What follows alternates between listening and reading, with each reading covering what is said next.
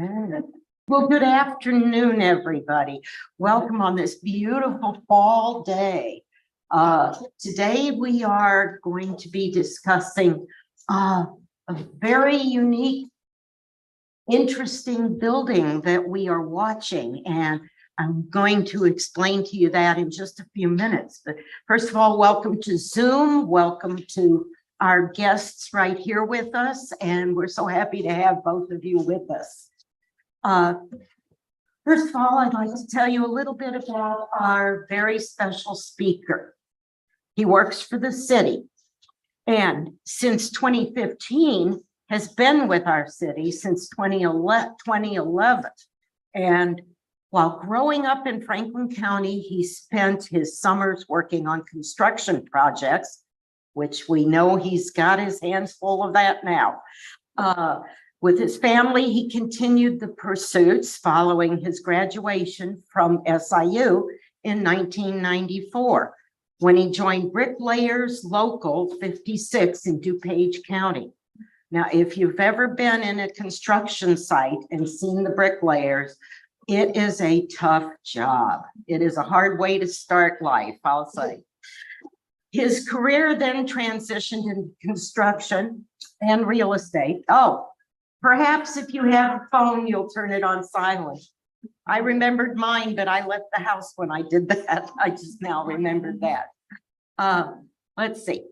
He's worked in real estate management and throughout the area, the Chicagoland area. And after a brief stint in Colorado, he returned to Southern Illinois in 2009. He's earned his MPA from SIU in 2014, attended the Delta Leadership Institute, and became a credentialed manager of the International City County Management Association in 2021. And is currently working with Carbondale. This is Gary Williams. And Gary is going to be talking to us today about building a regional transportation hub. Think about that, regional transportation hub. That's going to cover a lot of territory, and if we aren't already on the map, we certainly will have our name out very shortly. The Southern Illinois Multimodal Station is a result of years of planning and partnerships. Beginning in 2013, the city of Carbondale forged relationships with Amtrak and several area transit services to develop a concept for a building. Following years of legislative advocacy and multiple grants attempts, the city was able to secure $17 million of funding in 2019, an additional $4.4 million in 2022. As a result, these efforts, the project is underway with a targeted completion date of January 25. That is just around the corner. When complete, the building will include 18,000 square feet of transportation-related space, a mantra con workforce office, and a co-working space. I'd like to invite you to listen to Gary Williams today. Thank you. Thank you, everybody. This has been a really cool process. It's been a really long time, and you'll see I have a little bit of a timeline in here, so you can kind of see what, all the steps we had to go through to get to the point where we're at.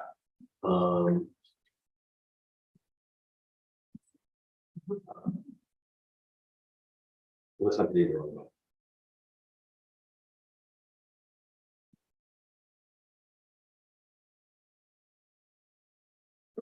I just navigate you. As soon as you need it, eh? Of course. Well, that's fine. I can do it for you. Thank you so much. Cool. So, starting from over here. I think we'll be able to manage. She's gonna do it. Thanks, though. The next slide, please. Okay, so everybody knows, I'm sure, the existing Amtrak station. It's a small brick station on Illinois Avenue. It's currently at the south end of the building.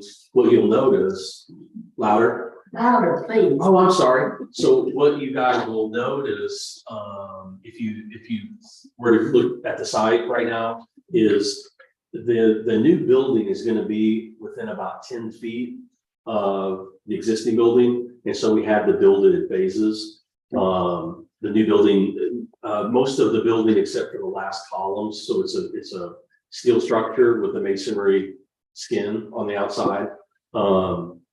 And so the last columns will be left off, and then when we get the building substantially complete, we'll move the Amtrak in, and then we'll tear the old Amtrak down, and then we'll finish that last section. So it's really close to the existing building, which was built in 1980. It had a seating capacity of only 40 people with 175 daily passengers. One of the design criteria for our new multimodal was we had to look at ridership 20 years from now. And that ends up being in the 300s per day. So you can probably imagine that it's the existing station is really, really outsized. And then I just threw on here, there's a unique feature that there's been rumors floating around for a really long time about that existing building. I don't know if you guys know what I'm talking about or have any ideas where I was going with this, but there's a rumor that this building is on wheels. And it actually is, believe it or not. It's so the building, you guys may remember back in the late 70s, early 80s, there was a project to lower the railroad through the center of town. And that was a multi-year project. And so one of the ideas was that this needed to be relocated when the construction was done. This needed to be relocated and pushed to a different site.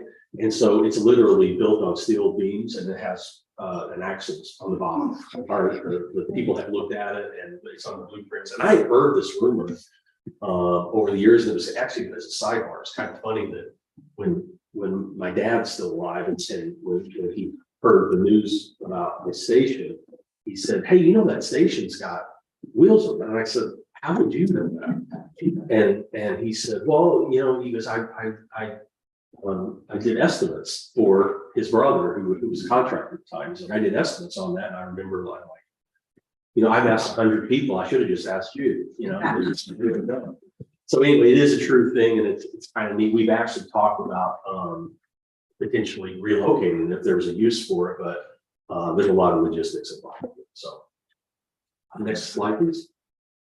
Is that the old building or the new building that's on wheels? The old building. Oh, yeah.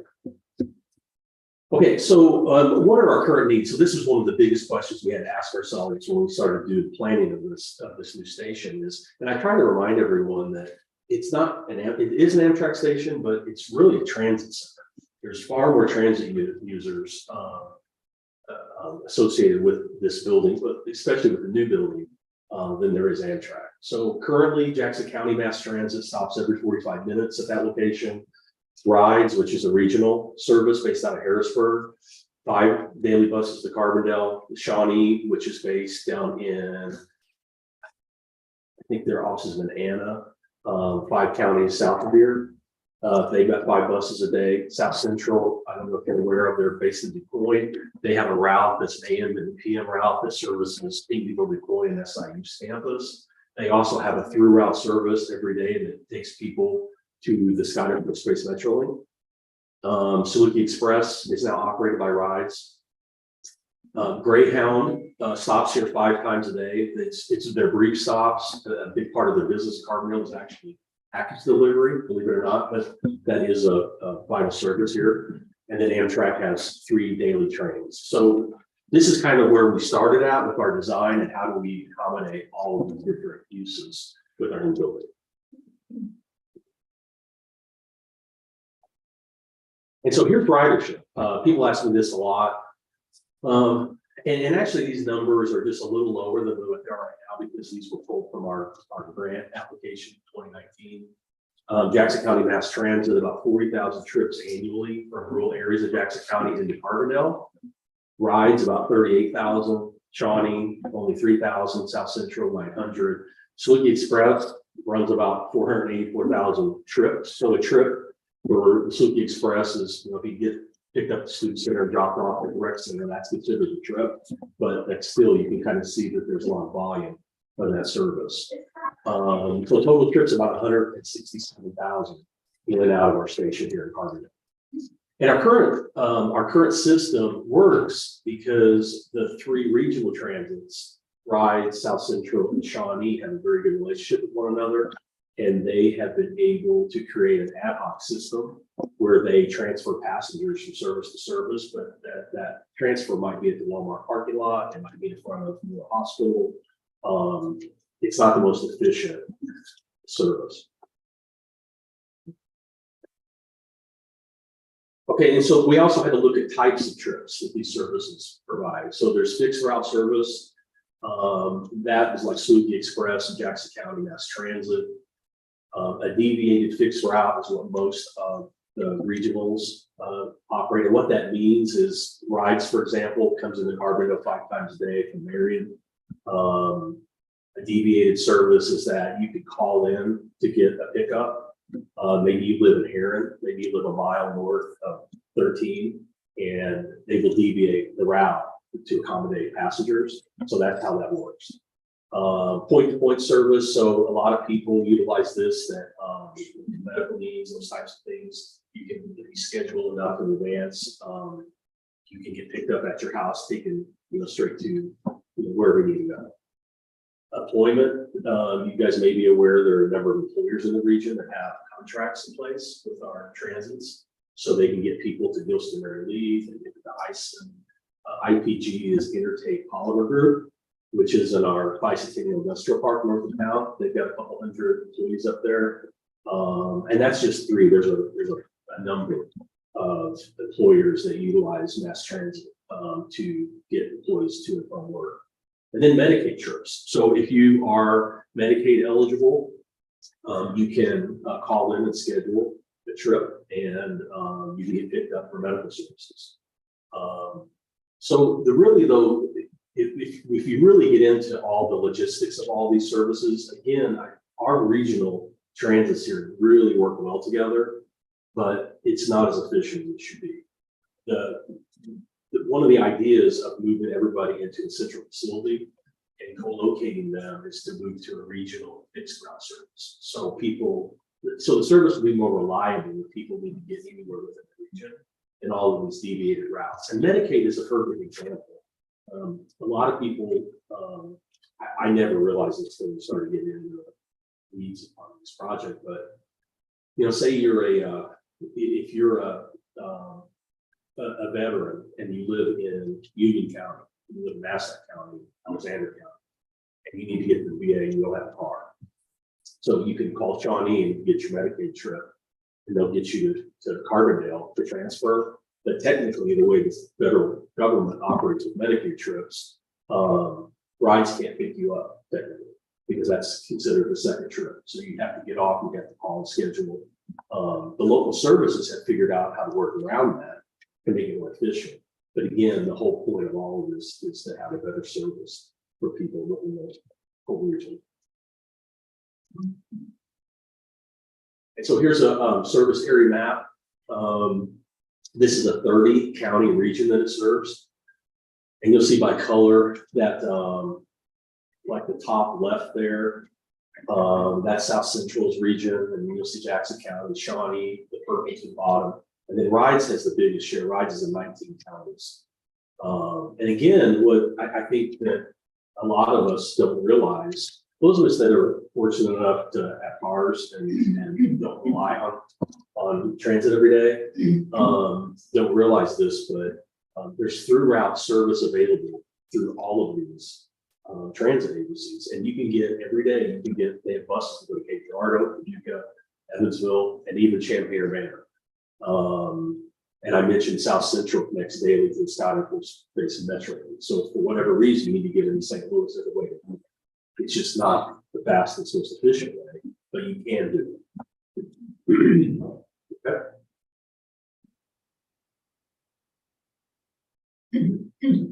Okay, so this, and I'll be honest, I need to update this a little bit. A couple of the counties are off of here. But again, you guys are probably sensing from the things I'm talking about with the service. 10 of the 15 counties in Illinois, the highest poverty rates are in that 30 county region. And that should probably not be a surprise to everyone. But again, I remind folks a lot that there are plenty of people in our region that don't have access to transportation. Transportation and childcare are always cited as the two biggest obstacles to employment for people in rural areas, or rural areas in particular. And so there's a need for the service. It's not, again, it's not ideal, but it is a service that transports a lot of people throughout our region, and having everybody together in one location is only going to make it more efficient. So it's an improvement for those people that are using it. One little fun fact for economic information is Jackson County, we're one of the only 3 counties and one of only 7 counties, 3 counties in Illinois, and one of only 7 counties in the 6-state Economic Development Administration EDA region, which includes all the states that meets evaluation for system. Is that because of students? That's cited a lot, but no. I mean, there's plenty of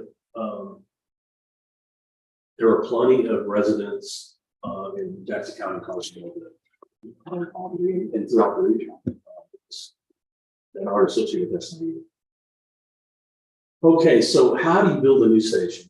Well, back in 2010, you guys may remember there was a building called Animal Crackers. It was right next to the Amtrak station, and it had become blighted and it saved disrepair. The city purchased it. They demolished the property. No real plans for it, but the idea was, well, you know what, we may need a bigger station someday, so let's go get that property. And we've maintained it for a bunch since then. We have it as a temporary parking lot for the last few years before we started the station.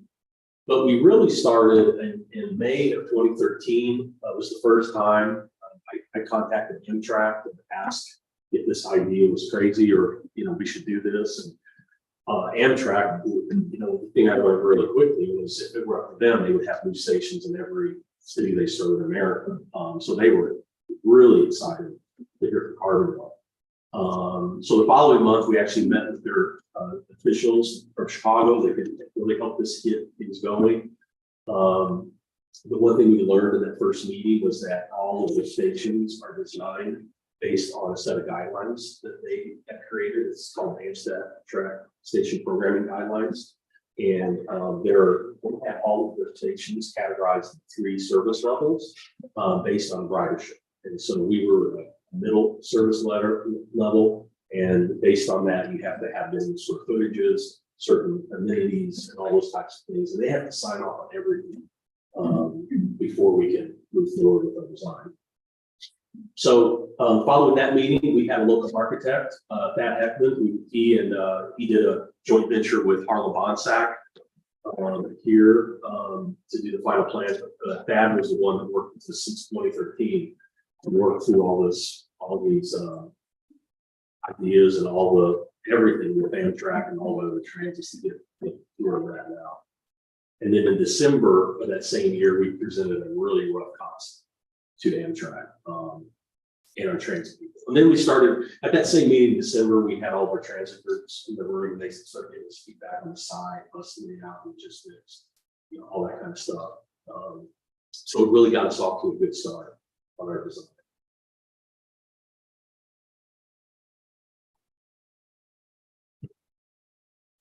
So I don't know how well you can see it. So this was our preliminary design. Basically, everything I just said.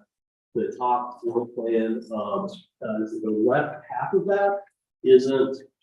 So the left side of it would be would be Walnut Street. And this long side here is Illinois Avenue.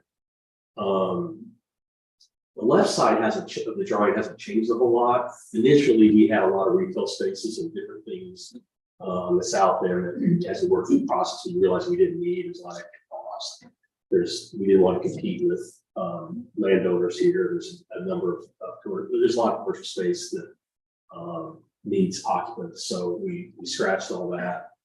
There's the original elevation, and then we had. I'm kind of proud of this because before drone usage was as ubiquitous as it is now, we had somebody we know that had a drone for fun, and we came out and took some drone photos and then used that to create that 3D model there of what it would look like. Okay. And then this is the new station. So fast forward 8 years, the plans were completed, and I think at the end of last year, we did the project in January of this year, and we let the project in February.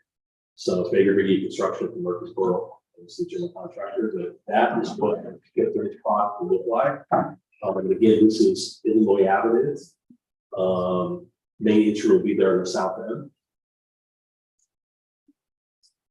Question here. Who is the architect? Thad Heckman. I don't know if you guys know Thad. Thad is the he likes to refer to himself as the Bucky guy. He's been the architect for the Bucky Dome for many, many years. He taught at the university for decades, but he's had a private firm for a long time. It's called Design Works. And then Harlan Bonsack, who recently sold his business here by the hospital, he was his partner in this. This will be the interior of the building. So you can probably imagine that it's going to be a huge upgrade to the current Amtrak station. You know, we had to build, it's going to be a really beautiful building, but we also built it knowing that we're going to maintain the building. All the floors are terrazzo in the building. There is most of the space, public space or Amtrak space. There is a small space for SIU. We talked to SIU about it, and they'll have a space there. But you know, if they have special events or people coming into town, something, they can have a presence and some visibility there. Our tourism office will probably be moved there.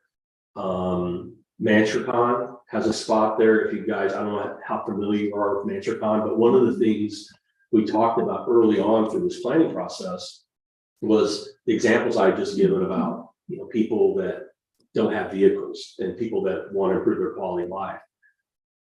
If you don't have a car, the Mantricon office here will allow people to get here to help them with career resources, help them look for jobs. We have a training room, so if employers want to provide training at the station, this will give folks the ability to just, where they can, hop on a bus, get to Carbondale, get training you need, and then get on the bus and go back. Radiant heating in the floor? No, it's just a regular HVAC course there. It's a geothermal.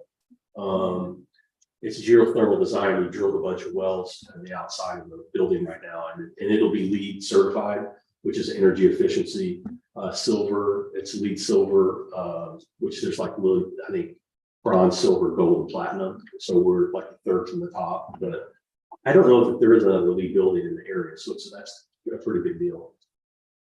We will also have, with Mantricon, we had another office space that we're going to have a co-working space.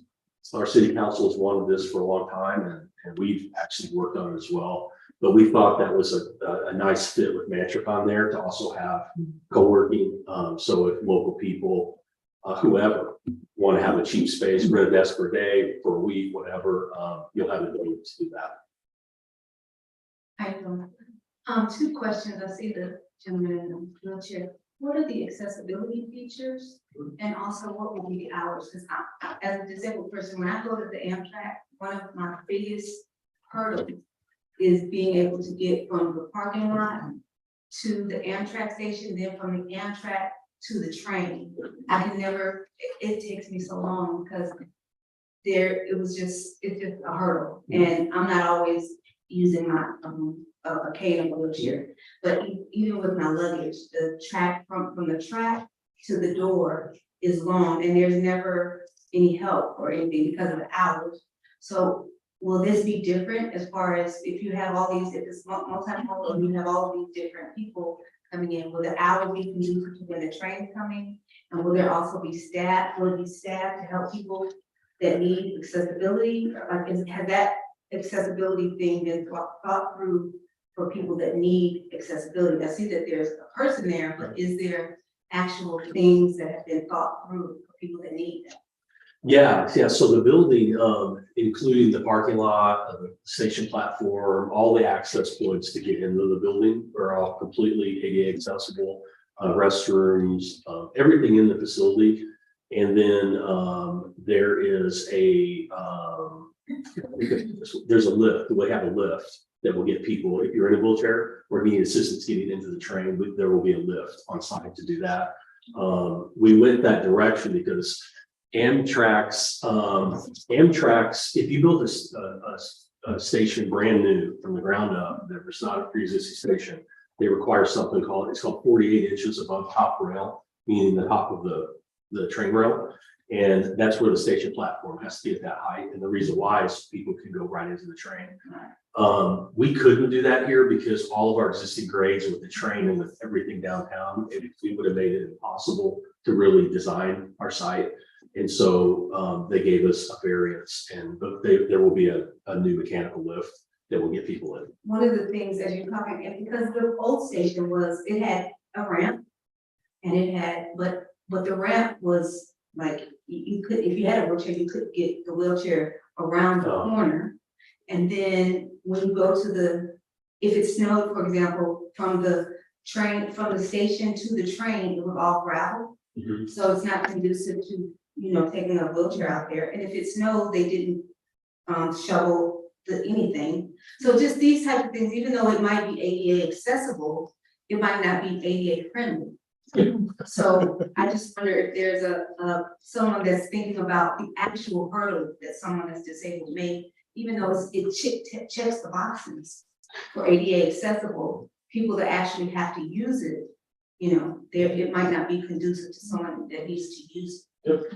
Yeah, no, and I think the biggest change here will be that the city will own and operate it. So with us maintaining it, we obviously will be much more confident. Like wherever there was. Will the hours be? It'll be open 24/7, but there will not be staff 24/7 because all the main transit usage ends in the evening. But yeah, it'll be like it is now. There won't be staff there, Amtrak staff in the middle of the night, but it will be open.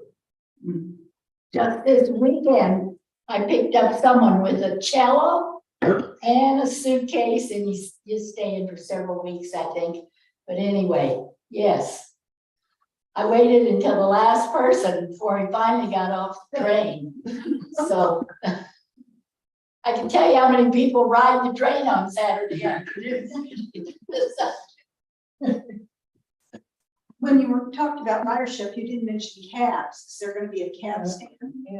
Well, there's not technically a cab stand, but the way I should have put a site plan in here. There's 3 lanes. So when the station's open, you will enter down by where Pagliai's is now.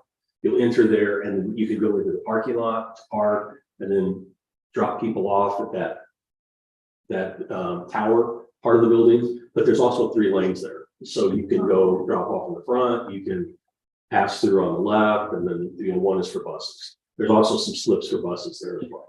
Oh, there's slips for cabs.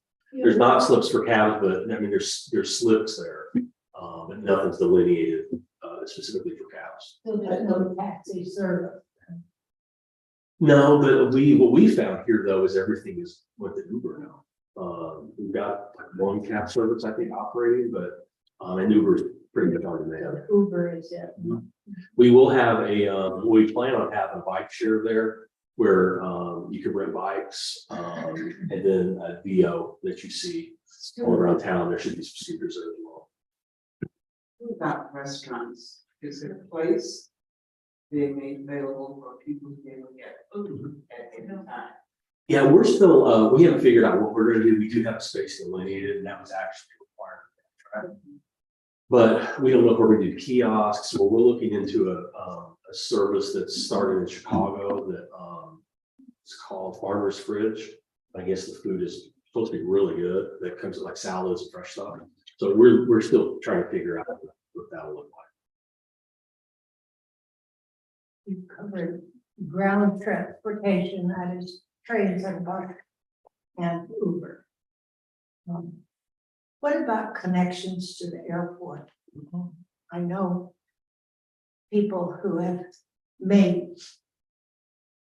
quite a number of attempts to get to Carbondale.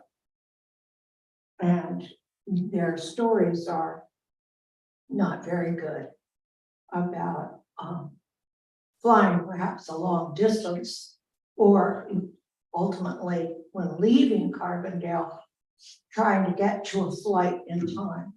One example is a person who had reserved a 4 a.m. scheduled Greyhound transport to St. Louis Airport, and Greyhound canceled the scheduled trip. And that person had to redo her entire schedule for flying to Boston and had to wait another day. And that was not only inconvenient, it's also practical. Now, people getting to Carbondale, it has a reputation for being one of the most difficult places in the world to get to. Some of us like that. This is a beautiful looking building, but if people can't get here to use it. Right. No, you're absolutely right. Yeah, no, it's come up a lot. Those are things I do know all of our trainers are still working on those connections. Yeah, I know. Our city council recently, we passed an ordinance a number of years ago that allowed rideshare like Uber, Lyft to operate here. And we've got feedback over the years that they felt like our ordinance was too restrictive. The council recently rescinded the ordinance, following the state. The state rescinded their statute that will become effective in January. And so hopefully we'll have more people doing rides. I do know that like recently with Contour Air starting service from Marion, direct jet service from Marion, Chicago. Yes. We were over there and they already had like Uber people there trying to get people. So, but I agree with you. We have a lot of work to do. So there would be regular transport from Marion to Carbondale to meet that necessity. I mean. Yeah, there are now. Take Concord from Chicago, they would still be needing some kind of transportation back and forth in order to make those flight schedules. Yep. Yeah, we're talking to both of our transits. So Good, thank you. Gary, have you put in place or are you strongly considering an advisory committee that really has some territory over these softer but very critical issues that, you know, can be input all along the way? that's a great I idea. was wondering if you had. No, we have, no. You know, I mean, this feedback, you know, and everything I hear said, it's like, okay, I know that's true, I've experienced, I've experienced that. And I look at that picture. I don't know, many people in the room may not see what I see, but I see white faces, white arms, legs. And I'm not criticizing you for that, but I'm just saying your pictorial representation of things can help a lot with people believing in what you're doing. You know, what's funny. I'm so glad you brought that up. You know why? I could send you the other picture. I attached the wrong one because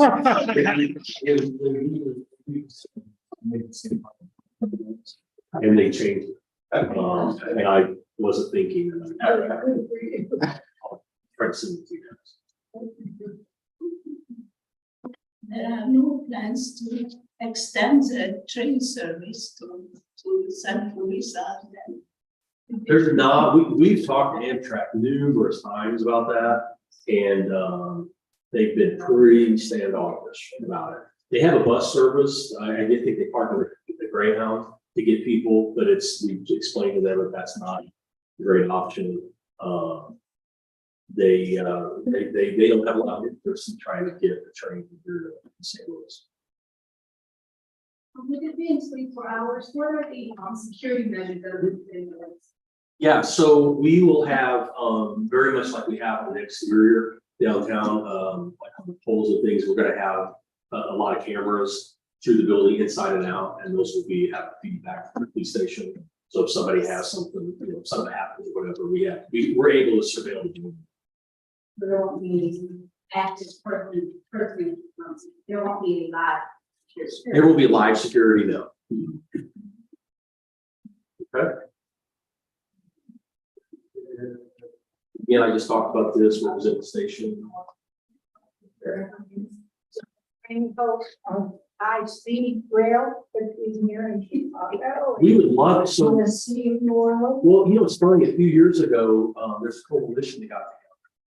I've been talking about that all the way. It would be tremendously significant for the whole Mississippi River Valley from Chicago, Chicago all the way down to North. Chicago's working, Why the railroad was designed in the 19th century to start with. Is there a second floor or is it? no, just one floor. It'll be about, that exterior wall though will be over 30 feet. Champaign is working on high-speed rail to Champaign, and our goal, we've been working with them because we Thank think you. that if we can get it there, then it's an easier argument. It would be tremendously significant. And the state also, in fairness, the state has been focusing their effort in terms of high-speed rail. They've been focusing on the Chicago St. Louis corridor. So they spent like the last 10 years upgrading all those traffic crossings. Okay. Yeah, because what you have to do, there's so much that I've learned that goes into it. You have to, within so many feet of every traffic crossing, you have to change all the wood, railroad, whatever ties, the concrete. They have to change all the signalization. There's a lot of stuff. Things like that. Question. With this being a new building, 18,000 square feet, it's gonna be open 24 hours. How was the decision made to only use cameras for security? Because I'm thinking as a single person, single black woman, young, I'm from North Carolina, so I take trips back home. And I'm saying I go a lot of places. Most of my trains will leave in the morning or, early over in the nighttime. So I'm gonna be one of the people that uses this station at night.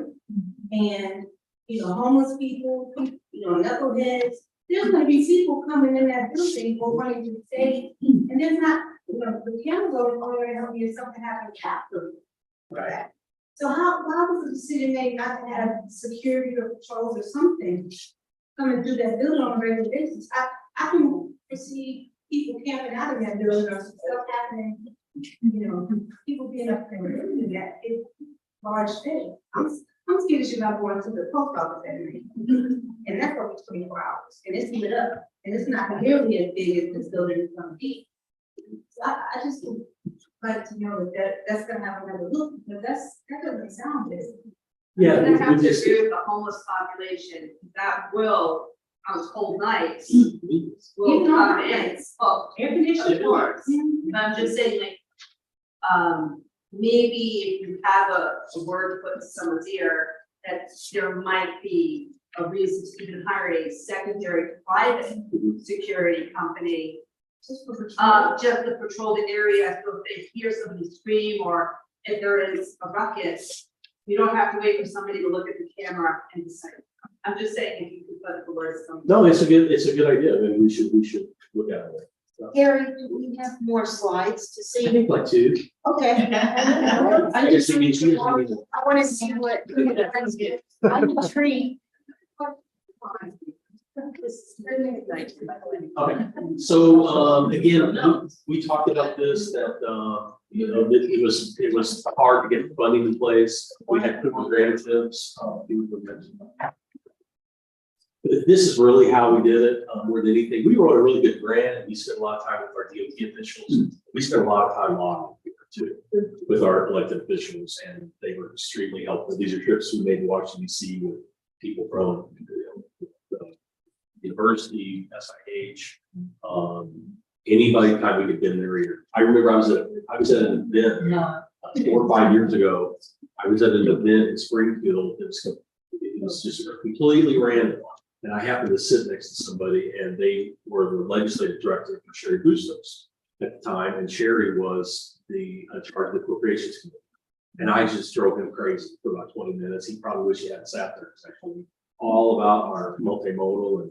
But anyway, we were always doing that when we had an active audience. Again, here's the recap of our funding. So we raised about 22 million, our cost is 23. I think we're going to be able to build it without any local money because we worked with Amtrak. Part of our $23 million cost is to redo all the station platform, and Amtrak is going to do that. And so we're going to be able to take that cost out of our budget. So I think we've done pretty well. I'm really proud of it. We had a ceremony of groundbreaking a while back. And then just real quickly on other transportation things, you may know that we opened the bike path recently. It's the green section there. It goes to the new Arrow Road. We own the old train right away that's yellow. The rest of the way, then this blue line that hugs Highway 13. We've got grant funding. We got $2 million 2 years ago, and we should build that next year. So we're gonna have a really nice loop that goes around the city. Okay. And then if you want to play with a contour, I wanted to mention. A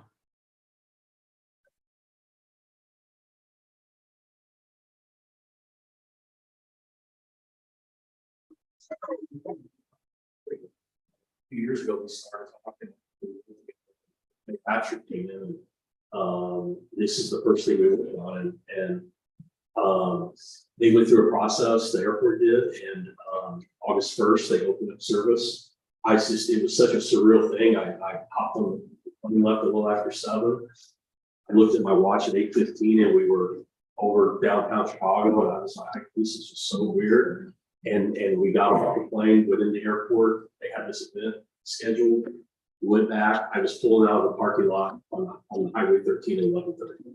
So 4 hours there and back with a break. So it's to a pair, which what we like about that is you guys know how many international folks live here. The connections, your ability to make connections in a pair are so much better than St. Louis. But anyway, that's it. That's transportation in a nutshell.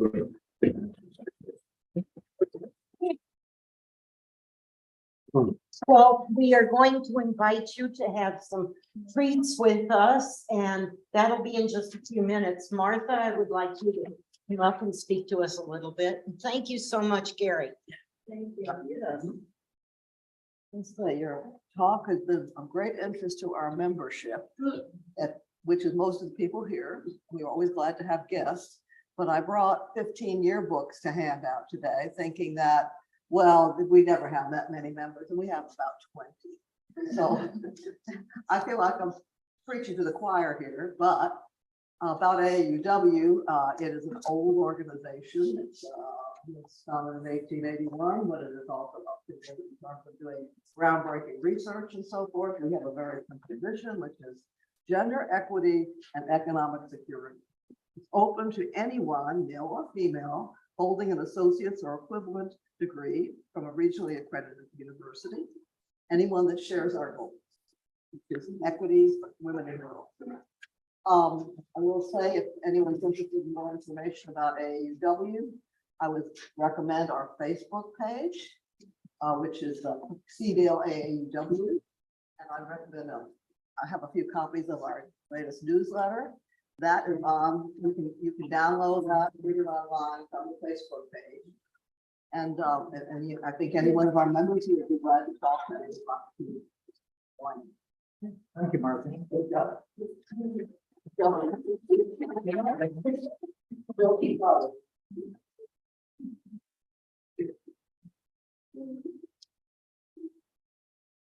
Thank you, everybody, for coming. Gary, that was great and so informative, exciting, and wonderful questions. This group always asks a lot of good questions. I appreciate that very much. We have a couple upcoming programs I just want to briefly mention. One of them, although you may have to fill in for me a little bit here, but in October, I believe on the 24th, our branch is joining the Southern Illinois chapter of the UN Association as a co-sponsor of an event. And this program will focus on the 75th anniversary of the Universal Declaration of Human Rights, with the theme equality, freedom, and justice for all.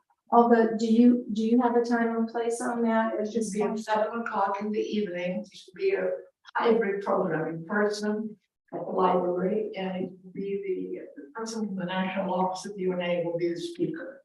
So. okay, and we will put that on Facebook, our Facebook page, and send out an email about that. Later today. Liz, I'll have that up later today. okay, later today. And Perfect. Joe, in case people are interested, it will also have attention to World Polio Day, which is that same day. Some people have history with polio and I'm interested in that as well. Okay, thank you. And our next branch meeting is Tuesday, November 14th in the evening at 7 o'clock here at the Carbondale Public Library. And it is entitled Fact versus Fiction. Allie Quick, some of you may know Allie. She's a longtime Southern Illinois journalist and past editor of the Southern Illinoian, will introduce us to the News Literacy Project, which is a national nonprofit which promotes media literacy in middle schools and high schools, as well as to adult independent learners. Seeking and sharing information from credible sources is a basic skill and obligation. So that will be very interesting also. That will be in person and Zoom, by the way. So we invite you to join us for both of those meetings and bring a friend. We want people to see what we can offer at the AAUW, so we encourage you to do that. We have Zoom guests today who participated virtually, so thank you to them also for attending and for all of you and the Carbondale Library, of course. Now we have refreshments. The social committee has done an outstanding job. And I think they wanted to maybe share what some of the items are for those of you who know. So we'll be having refreshments. And Good afternoon, thank you. everybody. My name is Kendra Speak. This is my first meeting here. Marco. Oh, yes. Oh, because I'm on Zoom. Good afternoon, everyone, and to those on Zoom. My name is Kendra Speak. This is my first meeting, and I was part of the social committee with Miss Anna and Miss Candy. We have chicken wraps. Inside of the chicken, inside of the wraps with the chicken, there is zucchini and roasted zucchini and bell peppers and some spinach and hummus. So if anybody's allergic to any of that. And also we have Mediterranean salad that has nuts and cranberries. So if you're allergic and like a poppy seed dressing. So if you're allergic to that. And then on the back, we have some desserts and drinks for you, beverages for you as well. Okay. Thank you. Any questions? And please forgive the wraps, they're coming apart. They look good. They might not look as good, but hopefully they taste good. Thank you.